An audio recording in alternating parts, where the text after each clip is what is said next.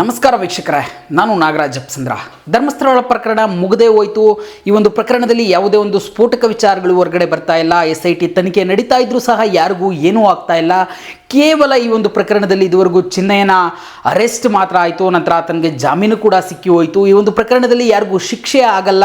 ಇದೊಂದು ಕೇವಲ ನೆಪ ಮಾತ್ರಕ್ಕೆ ಅಥವಾ ಮಾತನಾಡಲಿಕ್ಕೆ ಮಾತ್ರ ಇರುವಂಥ ಪ್ರಕರಣ ಅಂತೇಳಿ ಬಹುತೇಕರು ಒಂದು ನಿರ್ಧಾರಕ್ಕೆ ಬಂದಿರುವ ಸಾಧ್ಯತೆಗಳು ದಟ್ಟವಾಗಿರ್ತಕ್ಕಂಥದ್ದು. ಯಾಕಂತಂದರೆ ಈ ಒಂದು ಅವಧಿಯಲ್ಲಿ ಚಿನ್ನಯ್ಯ ಮುಂದೆ ಬಂದು ದೂರು ಕೊಟ್ಟ ಬಳಿಕ ಇದರ ಸುತ್ತ ಆಗಿರ್ತಕ್ಕಂಥ ಬೆಳವಣಿಗೆಗಳನ್ನು ನೋಡ್ತಾ ಇದ್ದರೆ ಖಂಡಿತವಾಗ್ಲೂ ಎಂಥವರಿಗೂ ಈ ರೀತಿ ಅನಿಸೋದು ಸುಳ್ಳಲ್ಲ. ಆದರೆ ನಿಮಗೆ ಗೊತ್ತಿಲ್ಲದಿರೋ ವಿಚಾರಗಳ ಬಗ್ಗೆ ಇವತ್ತು ಹೇಳ್ತಾ ಹೋಗ್ತೀನಿ. ಈ ಒಂದು ಪ್ರಕರಣದಲ್ಲಿ ಮತ್ತೆ ಈ ಒಂದು ಪ್ರಕರಣಕ್ಕೆ ಜೀವ ಬರುವ ಸಾಧ್ಯತೆ ಇದೆ.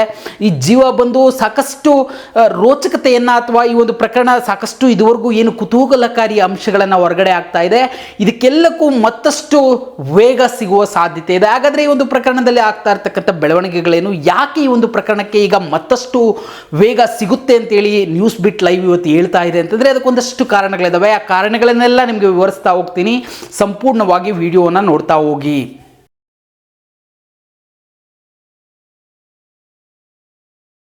ಎಸ್ ವೀಕ್ಷಕರೇ, ಧರ್ಮಸ್ಥಳ ಪ್ರಕರಣ ಮುಗಿದೋಯ್ತು. ಈ ಒಂದು ಪ್ರಕರಣದಲ್ಲಿ ಚಿನ್ನಯ್ಯನ ಬಂಧನ ಆಗಿದ್ದು ಹೊರತುಪಡಿಸಿದ್ರೆ ಆತನ ವಿರುದ್ಧ ಕೋರ್ಟ್ಗೆ ಸುಮಾರು 4,000 ಪುಟಗಳ ಒಂದು ವರದಿಯನ್ನು ಸಲ್ಲಿಕೆ ಮಾಡಿದ್ದನ್ನು ಬಿಟ್ಟರೆ ಈ ಒಂದು ಪ್ರಕರಣದಲ್ಲಿ ಏನೂ ಬೆಳವಣಿಗೆ ಆಗಿಲ್ಲ. ಕೇವಲ ಆರೋಪ ಪ್ರತ್ಯಾರೋಪಗಳಿಗೆ ಒಂದು ಪ್ರಕರಣ ಸೀಮಿತವಾಗಿ ಹೋಯಿತು. ಯಾರಿಗೂ ಸಹ ಶಿಕ್ಷೆ ಆಗಲಿಲ್ಲ. ಇದು ಧರ್ಮಸ್ಥಳದ ವಿರುದ್ಧ ನಡೆದಂಥ ಷಡ್ಯಂತ್ರನ ಅಥವಾ ಧರ್ಮಸ್ಥಳದಲ್ಲಿ ನಿಜಕ್ಕೂ ಇಷ್ಟೊಂದು ಅಸಹಜ ಸಾವುಗಳಾಗಿದ್ವು, ಇದ್ರ ಹಿಂದ್ಗಡೆ ಯಾರಾದರೂ ಪ್ರಭಾವಿಗಳು ಇದ್ರಾ ಅನ್ನೋದು ಬೆಳಕಿಗೆ ಅಧಿಕೃತವಾಗಿ ಬರಲೇ ಇಲ್ಲ ಅಂತೇಳಿ ಸಾಕಷ್ಟು ಜನ ಚರ್ಚೆಯನ್ನು ಮಾಡ್ತಾ ಇರ್ಬೋದು. ಆದರೆ ಈಗ ನಡೆದಿರ್ತಕ್ಕಂಥ ಕೆಲವು ಬೆಳವಣಿಗೆಗಳು ಈ ಒಂದು ಧರ್ಮಸ್ಥಳ ಪ್ರಕರಣಕ್ಕೆ ಮತ್ತಷ್ಟು ವೇಗವನ್ನು ಕೊಡುವ ಸಾಧ್ಯತೆಗಳು ಬಹಳ ದಟ್ಟವಾಗಿ ಕಾಣಿಸ್ಕೊಳ್ತಾ ಇರ್ತಕ್ಕಂಥದ್ದು. ಯಾಕಂತಂದರೆ ಈಗ ಆಗಿರ್ತಕ್ಕಂಥ 2 ಬೆಳವಣಿಗೆಗಳು ಫೆಬ್ರವರಿ 3ನೇ ತಾರೀಕು ಈ ಒಂದು ಪ್ರಕರಣಕ್ಕೆ ಮತ್ತಷ್ಟು ವೇಗ ಸಿಗುವಂತೆ ಮಾಡುವ ಸಾಧ್ಯತೆ ಇರತಕ್ಕಂಥದ್ದು. ಹಾಗಾದರೆ ಯಾವ ಆ ಬೆಳವಣಿಗೆಗಳೇನು, ಯಾಕೆ ಈ ಪ್ರಕರಣಕ್ಕೆ ಮತ್ತೆ ವೇಗ ಸಿಗುತ್ತೆ ಅಂತ ನಾವು ಹೇಳ್ತಾ ಹೋಗ್ತೀನಿ, ಕೇಳಿಸ್ಕೊಳ್ಳಿ.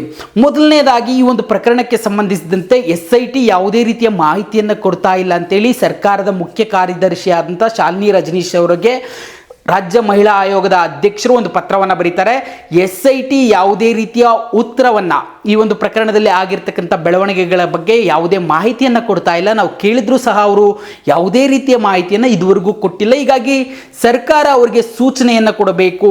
ಈ ಒಂದು ಪ್ರಕರಣದಲ್ಲಿ ಯಾವ ಬೆಳವಣಿಗೆ ಆಗಿದೆ, ಕೇವಲ ಚಿನ್ನಯ್ಯನ ದೂರಿಗೆ ಸೀಮಿತವಾಯಿತಾ SIT ತನಿಖೆ, ಅಥವಾ ಈ ಒಂದು ಸರ್ಕಾರ ಏನು ನೇಮಿಸ್ತು ರಾಜ್ಯ ಮಹಿಳಾ ಆಯೋಗದ ಪತ್ರವನ್ನಿಟ್ಟುಕೊಂಡೇ SITಯನ್ನು ಈ ಒಂದು ಪ್ರಕರಣಕ್ಕೆ ಸಂಬಂಧಿಸಿದಂತೆ ರಚನೆ ಮಾಡಿದ್ದು, ಅದರ ಮೂಲ ಉದ್ದೇಶ ಏನಂತಂದ್ರೆ ಒಂದು ನಿರ್ದಿಷ್ಟ ಅವಧಿಯಲ್ಲಿ ಧರ್ಮಸ್ಥಳ ಮತ್ತು ಸುತ್ತಮುತ್ತಲ ಪ್ರದೇಶಗಳಲ್ಲಿ ಆಗಿರ್ತಕ್ಕಂಥ ಅಸಹಜ ಸಾವುಗಳ ಬಗ್ಗೆ ಕೂಲಂಕುಷವಾದ ತನಿಖೆಯನ್ನು ಮಾಡಬೇಕು ಅಂತೇಳಿ SITಯನ್ನು ರಚನೆ ಮಾಡಿರ್ತಕ್ಕಂಥದ್ದು. ಆದರೆ ಇದುವರೆಗೂ ಈ ಒಂದು ಪ್ರಕರಣಕ್ಕೆ ಸಂಬಂಧಿಸಿದಂತೆ ಚಿನ್ನಯ್ಯನ ದೂರಿಗೆ ಸಂಬಂಧಿಸಿದಂತೆ 4,000 ಪುಟಗಳ ವರದಿಯನ್ನು ಸಲ್ಲಿಕೆ ಮಾಡಿದ್ದು ಬಿಟ್ಟರೆ ಈ ಅಸಹಜ ಸಾವುಗಳ ಸ್ಥಿತಿಗತಿ ಏನಾಗಿದೆ, ಅದರಲ್ಲಿ ಎಲ್ಲಿವರೆಗೂ ತನಿಖೆ ಹೋಗಿದೆ, ಅದಕ್ಕೆ ಏನಾದರೂ ಮತ್ತಷ್ಟು ಅವಶ್ಯಕತೆಗಳು ಅಂದರೆ ಅವ್ರಿಗೆ SITಗೆ ಮತ್ತಷ್ಟು ಪವರ್ಸ್ ಬೇಕಾ, ಇದು ಯಾವುದ್ರ ಬಗ್ಗೆಯೂ ಸಹ ಎಲ್ಲೂ ಸಹ ಸಾರ್ವಜನಿಕವಾಗಿ ಚರ್ಚೆ ಆಗ್ತಾ ಇಲ್ಲ.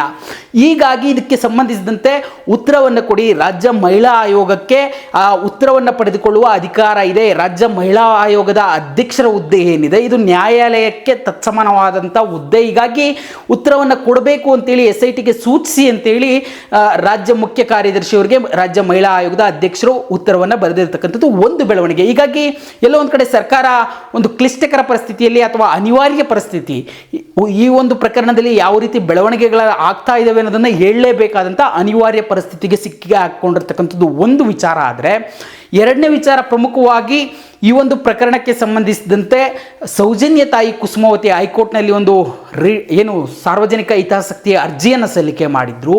ಈ ಒಂದು ಅರ್ಜಿ ವಿಚಾರಣೆಗೆ ಸಂಬಂಧಿಸಿದಂತೆ ಈಗಾಗಲೇ ಫೆಬ್ರವರಿ 3ನೇ ತಾರೀಕಿಗೆ ವಿಚಾರಣೆ ಹೋಗಿರ್ತಕ್ಕಂಥದ್ದು. ಈಗಾಗಲೇ ಬಹಳ ಸ್ಪಷ್ಟವಾಗಿ ಹೈಕೋರ್ಟ್ ಪೀಠ ಹೇಳಿದೆ ಸರ್ಕಾರಕ್ಕೆ, ಇದಕ್ಕೆ ಸಂಬಂಧಿಸಿದಂತೆ ಮಾಹಿತಿಯನ್ನು ಪಡೆದುಕೊಂಡು ನೆಕ್ಸ್ಟ್ ಹಿಯರಿಂಗ್ ಅಂದರೆ ಫೆಬ್ರವರಿ 3ನೇ ತಾರೀಕು ಅದಕ್ಕೆ ಸಂಬಂಧಿಸಿದ ಉತ್ತರವನ್ನು ಕೊಡಿ. ನೀವು ಅದು ಯಾಕೆ ಡಿಲೇ ಆಗ್ತಾ ಇದೆ, ಏನಾಗ್ತಾ ಇದೆ, ಯಾಕೆ 74 FIRಗಳನ್ನು ಅಸಹಜ ಸಾವುಗಳಿಗೆ ಸಂಬಂಧಿಸಿದಂತೆ ದಾಖಲು ಮಾಡಬಾರ್ದು, ಪ್ರತ್ಯೇಕವಾದಂಥ FIRಗಳನ್ನು ಯಾಕೆ ದಾಖಲು ಮಾಡಬಾರ್ದು ಅನ್ನೋದ್ರ ಬಗ್ಗೆ ಹೈಕೋರ್ಟ್ಗೆ ರಾಜ್ಯ ಸರ್ಕಾರ ಉತ್ತರವನ್ನು ಕೊಡಬೇಕಾದಂಥ ಪರಿಸ್ಥಿತಿ ಇರತಕ್ಕಂಥದ್ದು.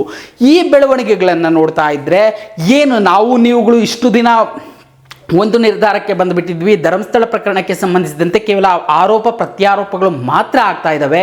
ಈ ಒಂದು ಪ್ರಕರಣದಲ್ಲಿ ನೈಜವಾಗಿ ಏನು ತನಿಖೆ ಆಗಿದೆ, ಕೇವಲ ಚಿನ್ನಯ್ಯನ ದೂರನ್ನು ಹೊರತುಪಡಿಸಿ ಬೇರೆ ಯಾವೆಲ್ಲ ತನಿಖೆಗಳಾಗಿದ್ದಾವೆ ಇವುಗಳ ಬಗ್ಗೆ ಯಾರಿಗೂ ಸಹ ಮಾಹಿತಿ ಇಲ್ಲ, ಯಾವುದೇ ರೀತಿಯ ಅಧಿಕೃತತೆ ಇಲ್ಲ. ಹೀಗಾಗಿ ಎಲ್ರಿಗೂ ಒಂದು ಡೌಟ್ ಶುರುವಾಗಿದೆ. ಸುಮಾರು ಯಾಕಂತಂದರೆ 6 ತಿಂಗಳಿಗೂ ಅಧಿಕ ಅವಧಿ ಆಗಿದೆ SIT ಫಾರ್ಮ್ ಆಗಿ. ಇಷ್ಟು ದಿನ ಆದ್ರೂ ಯಾಕೆ ಈ ಒಂದು ಪ್ರಕರಣಕ್ಕೆ ಸಂಬಂಧಿಸಿದಂತೆ ಯಾವುದೇ ರೀತಿಯ ಮಹತ್ತರ ಬೆಳವಣಿಗೆಗಳಾಗ್ತಾ ಇಲ್ಲ. ಈ ಒಂದು ಪ್ರಕರಣದಲ್ಲಿ ಯಾರೋ ಇಲ್ಲಿ ಅಸಹಜ ಸಾವುಗಳಿಗೆ ಏನೋ ಕಾರಣ ಇದೆ ಅಂತಾದರೂ ಗೊತ್ತಾಗಬೇಕು, ಇಲ್ಲ ಅಂತಂದರೆ ಇಲ್ಲಿ ಏನೂ ಆಗಿಲ್ಲ ಆ ಥರದ್ದು ಅನ್ನೋದಕ್ಕಾದರೂ ಡಿಸೈಡ್ ಆಗಬೇಕು. ಈ 6 ತಿಂಗಳ ಅವಧಿಯಲ್ಲಿ ಯಾವುದೇ ರೀತಿಯ ಬೆಳವಣಿಗೆಗಳು ಆಗದೇ ಇರೋದನ್ನು ನೋಡ್ತಾ ಇದ್ದರೆ ಎಲ್ರಿಗೂ ಸಹ ಒಂದು ಅನುಮಾನದ ದೃಷ್ಟಿ. ಈ ಒಂದು ಪ್ರಕರಣದಲ್ಲಿ ನಿಜವಾಗ್ಲೂ SIT ತನಿಖೆಯನ್ನು ಮಾಡ್ತಾ ಇದೆಯಾ ಅಥವಾ ತನಿಖೆ ಆಗ್ತಾ ಇಲ್ಲ, ಏನಿದೆ ವಾಸ್ತವಾಂಶ ಅನ್ನೋದನ್ನು ತಿಳಿದುಕೊಳ್ಬೇಕಾದಂಥ ಅನಿವಾರ್ಯತೆ ಅಥವಾ ಕುತೂಹಲ ಸಾರ್ವಜನಿಕರಲ್ಲಿ ಇರತಕ್ಕಂಥದ್ದು ಅಥವಾ ಮಂಜುನಾಥನ ಭಕ್ತಾದಿಗಳಲ್ಲಿ ಇರತಕ್ಕಂಥದ್ದು. ಹೀಗಾಗಿ ಏನು ಫೆಬ್ರವರಿ 3ನೇ ತಾರೀಕು ಸರ್ಕಾರ ಹೈಕೋರ್ಟ್ನಲ್ಲಿ ಉತ್ತರವನ್ನು ಕೊಡಲೇಬೇಕಾಗುತ್ತೆ. ಈ ಒಂದು ಪ್ರಕರಣದ ತನಿಖೆ ಯಾವ ರೀತಿ ಆಗಿದೆ, ಈ ಒಂದು ಪ್ರಕರಣಕ್ಕೆ ಸಂಬಂಧಿಸಿದಂತೆ ಪ್ರತ್ಯೇಕ FIRಗಳನ್ನು ದಾಖಲಿಸಬೇಕಾ ಅಥವಾ ಬೇಡವಾ, ಒಂದು ವೇಳೆ ದಾಖಲಿಸಬೇಕಾದ್ರೆ ಸರ್ಕಾರದಿಂದ ಯಾವ ಪವರ್ಸನ್ನು ಕೊಡೋದಕ್ಕೆ ಸರ್ಕಾರ ರೆಡಿಯಾಗಿದೆ SITಗೆ, ಅಥವಾ ಆಲ್ರೆಡಿ ಆ ಪವರ್ಸ್ ಇದೆಯಾ ಸಪ್ರೇಟ್ FIRಗಳನ್ನು ಮಾಡೋದಕ್ಕೆ. ಒಂದು ವೇಳೆ ಮಾಡೋದಕ್ಕೆ ಅವಶ್ಯಕತೆ ಇಲ್ಲ ಅಂತಂದರೆ ತನಿಖೆಯಲ್ಲಿ SIT ಕಂಡುಕೊಂಡಿರ್ತಕ್ಕಂಥ ಸತ್ಯಗಳೇನು, ಯಾಕೆ FIRಗಳು ಪ್ರತ್ಯೇಕ FIRಗಳು ಅವಶ್ಯಕತೆ ಇಲ್ಲ, ಕೇವಲ ಧರ್ಮಸ್ಥಳ ಠಾಣೆಯಲ್ಲಿ ದಾಖಲಾದಂಥ ಕ್ರೈಮ್ ನಂಬರ್ 39/2025 ಒಂದು ಪ್ರಕರಣಕ್ಕೆ ಸಾಕಾ?